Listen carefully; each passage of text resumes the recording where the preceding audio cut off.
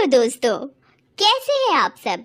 हमारी कहानियाँ देखने के लिए हमारे चैनल को सब्सक्राइब कीजिए और हाँ, बेल आइकॉन पर क्लिक करना मत भूलिएगा। हॉस्पिटल के बाहर खड़ी कविता को समझ नहीं आ रहा था कि वो करे तो क्या करे। उसके पेट में 6 महीने का बच्चा पल रहा था।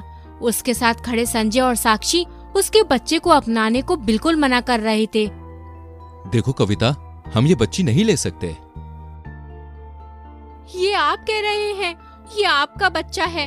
साक्षी, तुम तो समझो, लड़का लड़की सभी ईश्वर की तरफ से होते हैं। आप लोग मुझे इस तरह से नहीं छोड़ सकते। अगर आपने इस बच्चे को नहीं लिया तो मैं गांव समाज में अपना मुंह कैसे दिखाऊंगी। कविता की बात सुनकर संजय की पत्नी को गुस्सा आ जाता है। अब तुम मुझे इमोशनल ब्लैकमेल कर रही हो। ये बच्चा तुम्हारा है। वैसे भी हमने तुम्हें बहुत सारे पैसे दिए थे। 7 लाख मामूली रकम नहीं है। हम तो कह रहे थे तुम इस बच्चे को गिरा दो, बाकी के सभी खर्च हम दे देंगे और तुम फिर से प्रेग्नेंट हो जाओ। मैं कैसे इस बच्चे का अबॉर्शन करा दूं? संजय जी, आप तो समझिए, ये आपकी बच्ची है और आप इसे मारने की बातें कर रहे हैं। अगर तुम अबॉर्शन नहीं करवाओगी तो ये तुम्हारी सरदर्दी है, तुम ही समझो। कविता रोती रही, गिड़गिड़ाती रही, लेकिन संजय और साक्षी उसकी एक नहीं सुनते। कविता गुस्से में आकर बोलती है, अपने बच्चे को तुम नहीं लोगे तो मैं पुलिस में जाऊंगी। लालची औरत, किसी और का बच्चा मेरे सर पर डाल रही है। लालची औरत? मेरा बच्चा बताकर तुम मुझसे पैसे ऐंठना चाहती हो। अरे मैं तुम जैसी औरतों को अच्छी तरह से जानता हूँ, इसलिए तुम्हें पैसे देते वक्त मैंने इस कागज पर साइन करा लिया था। जाओ अब पुलिस के पास। इतना बोलकर संजय और साक्षी वहाँ से चले जाते हैं। असल में संजय और साक्षी की शादी को कई साल हो गए थे, पर उन्हें कोई बच्चा नहीं था। इसलिए उन्हें एक ऐसी औरत की तलाश थी जो उनके बच्चे को अपनी कोख में रख सके। कविता बिन ब्याही माँ कैसे बनी, संजय साक्षी को अपना बच्चा क्यों दे रही थी, ये सब जानने के लिए कहानी को पीछे से सुनते हैं। कविता माँ शांति और पिता सुरेश की इकलौती बेटी थी, जिसके कारण उसके माँ बाप ने उसे नाजों से पाला था। लेकिन वक्त के साथ साथ उसके पिता बूढ़े होते गए और उनके घर में आमदनी का कोई जरिया नहीं बचा। कविता अपने माता पिता की परेशानी देखकर चिंता में रहने लगी। वह शहर जाकर काम करना चाहती थी। कविता सिर्फ 10वीं पास थी। उसे नौकरी पे कौन रखता भला? आखिर उसे शहर कौन ले जाता? इस बात से कविता बहुत परेशान थी। तभी उसे पता चलता है कि राहुल शहर से गांव आया है। वे राहुल के पास जाती है और सभी बातें करती है। कविता, काम तो बहुत है, पर तुम ये काम नहीं करोगी। राहुल, तुम बस काम दिला दो, मैं सभी काम करने के लिए तैयार हूँ।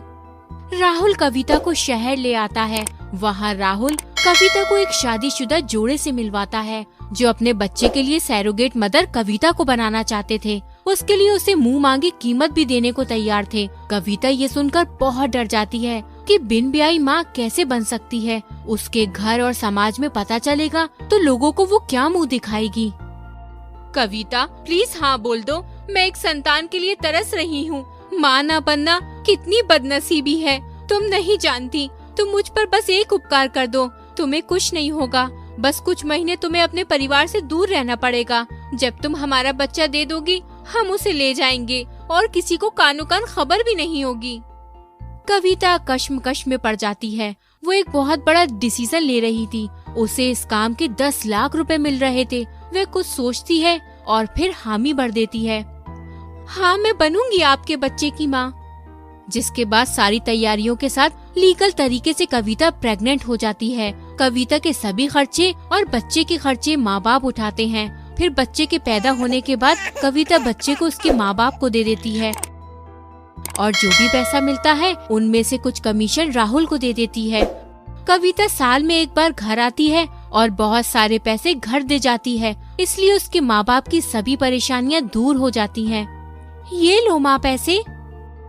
जुग जुग जियो मेरी बेटी, तुम बेटी नहीं बेटों से भी बढ़कर हो। इसी तरह खूब तरक्की करो।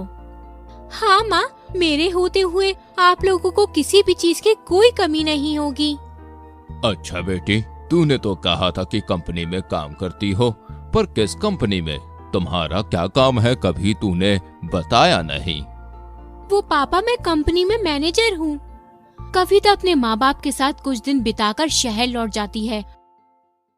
यहाँ राहुल बोलता है, कविता घूम आई अपने गांव। वैसे इस बार की पार्टी तगड़ी है, 12 लाख देंगे। राहुल, तुमने मुझे कितना अच्छा काम दिया है। वैसे तो दुनिया की नजरों में ये काम कितना शर्मनाक है, पर कोई मेरी नजर से देखे ये काम कितना अच्छा है। उन माँ का मैं सपना पूरा करती हूँ जो कभी माँ नहीं बन पाती।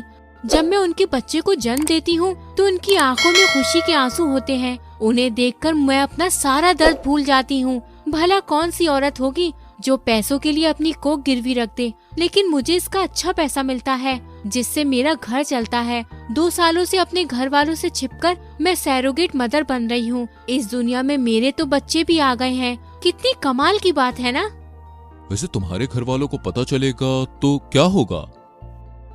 वो लोग गांव के हैं। जब उन्हें पता लगेगा कि मैं बिन ब्याही माँ बनती हूँ तो लोग पागल हो जाएंगे और मुझे घर से बाहर निकाल देंगे। फिर तुम ये काम क्यों करती हो? अब छोड़ दो। पहले तो पैसों के लिए करती हूँ और दूसरी वजह उन माँओं के लिए जिनके चेहरे पर मेरे बच्चे से खुशी आ जाती है। और इसमें हर्जी क्या है? मैं एक बच्चा देकर किसी का घर खुशियों से भर देती हूँ। फिर राहुल कविता को एक शादीशुदा जोड़े से मिलवाता है। कविता उनके बच्चे के लिए माँ बनने के लिए 12 लाख रुपए में तैयार हो जाती है। वो लोग 7 लाख रुपए एडवांस दे देते हैं।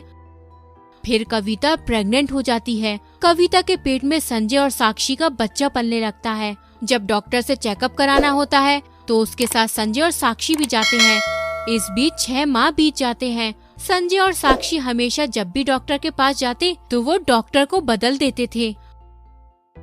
संजय और साक्षी कविता को एक डॉक्टर के पास ले जाते हैं, लेकिन हर बार की तरह इस बार भी दूसरे हॉस्पिटल में ले गए, जहां डॉक्टर कविता के कुछ टेस्ट करती है। डॉक्टर टेस्ट की रिपोर्ट संजय को अकेले में बताता है। देखिए संजय जी, आपने हमें 2 लाख रुपए दिए हैं, इसलिए मैं बता रही हूँ कि कविता के पेट में एक बच्ची है। ये बात सुनते ही संजय का मुंह उतर जाता है। वह अपनी पत्नी साक्षी के पास जाता है और उससे कुछ बातें करने लगता है। कविता को कुछ समझ नहीं आ रहा था कि आखिर संजय और साक्षी क्या बातें कर रहे हैं। उसका डर के मारे बुरा हाल हो जाता है। तभी वहाँ संजय आता है और बोलता है, कविता, तुम ये बच्ची का अबॉर्शन करा दो, तुम्हारे पेट में एक लड़की है। ये सुनते ही कविता को बहुत गुस्सा आता है और वो आश्चर्यचकित हो जाती है। तुम्हें कैसे पता कि मेरे पेट में बच्ची है? अच्छा, तो तुम हर बार दूसरा हॉस्पिटल में चेकअप इसलिए कराते थे ताकि वहाँ के डॉक्टर लिंग की जांच कर सकें। तुम्हें तो शर्म आनी चाहिए इतनी घटिया हरकत करते हुए। देखो कविता, मेरी बात को समझो। मैं तुम्हें 12 लाख रुपए दूंगा फिर से प्रेग्नेंट होने के लिए, पर हमें लड़का ही चाहिए। मुझे सोचकर ही घिन आती है कि मैं तुम जैसे लोगों के लिए माँ बनने के लिए तैयार हुई और तुम पैसों का रौब मुझ पर मत झाड़ना। मैं इस बच्ची को नहीं मारूंगी, तुम्हें इस बच्ची को लेना ही पड़ेगा, समझे? कविता, समझने की कोशिश करो। हमें बुढ़ापे का सहारा चाहिए, हमें औलाद ही चाहिए। तुम फिर से प्रेग्नेंट हो जाओगी। इतना बोलकर संजय और साक्षी वहाँ से चले जाते हैं। कविता के पास कोई दूसरा रास्ता नहीं था। वो घर आती है जहाँ उसके माँ बाप अपनी बिन ब्याही बेटी को प्रेग्नेंट देखकर हैरान हो जाते हैं और रोने लगते हैं। और कविता की प्रेगनेंसी की बात पूरे गांव में आग की तरह फैल जाती है। अरे चुन्नी की माँ, सुना है कि शांति की बेटी बिन ब्याही माँ बन गई है और ना जाने शहर में जाकर किससे मुंह काला करवा कर आई है। हाँ बहन, सुना तो है। बताओ क्या जमाना आ गया है। राम राम राम। अब हमारी बेटी बहू पर क्या असर पड़ेगा? देखो ना, शांति यहाँ अपनी बेटी की पाप की कमाई ऐश मौज में खा रही थी। हम तो सरपंच जी से कहेंगे उसे गांव से बाहर निकाल दे। सही कह रहे हो, हमें कुछ तो करना ही पड़ेगा, नहीं तो पूरे गांव की नाक कट जाएगी। कोई भी लड़की कहीं से भी प्रेग्नेंट होकर आ जाएगी। कविता के माता पिता गांव वालों के दबाव में कविता को घर से निकाल देते हैं। कविता फिर राहुल के पास जाती है, जहां 9 महीने के बाद कविता एक खूबसूरत सी बच्ची को जन्म देती है। हमारी कहानियाँ देखने के लिए हमारे चैनल को सब्सक्राइब कीजिए और हाँ, बेल आइकॉन पर क्लिक करना मत भूलिएगा।